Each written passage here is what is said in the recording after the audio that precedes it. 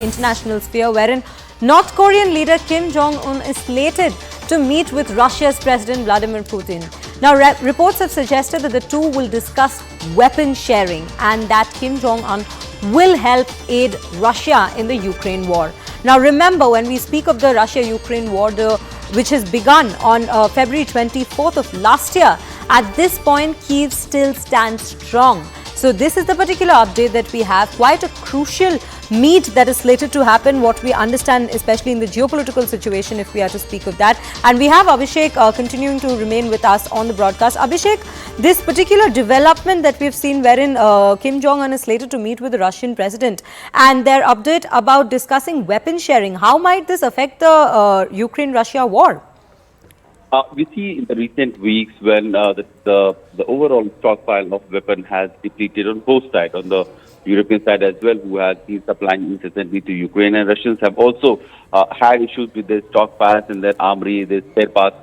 Russia is increasingly engaging with countries like Iran, China, and apparently North Korea also, and it wants to have some sort of supplies coming from that country. So that is one of the reasons why U.S. would like to engage with the North Korean leadership to discourage North Korea from supplying any weapon or military hardware to Russia.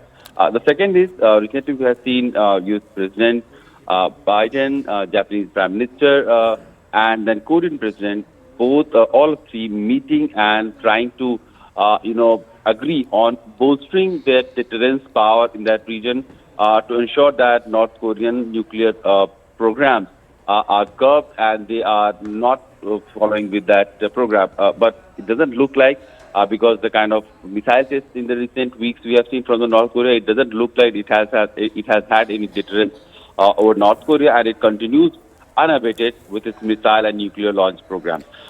This is where President Biden would like to have a conversation with the North Korean side to discourage them and to engage with the world the way they want.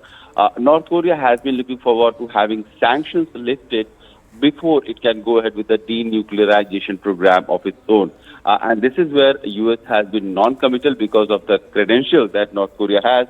It has always wanted North Korea to first move ahead on denuclearization, and probably then the sanctions will be lifted on North Korea. So there are multiple aspects that the two leadership will be talking. In the last presidency of Donald Trump, we have seen 3 meetings happening between U.S. and North Korean leadership. In fact, the last one was held in the demilitarization zone of North Korea and South Korea border, where Donald Trump had a longer meeting, more than expected.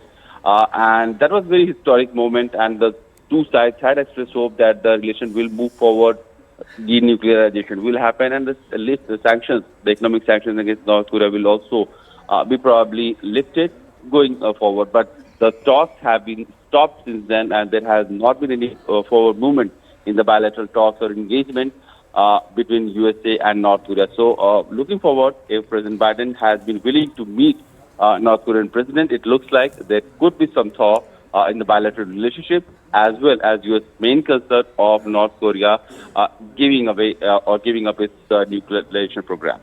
Right, Abhishek. Thank you for bringing us all those details. Indeed.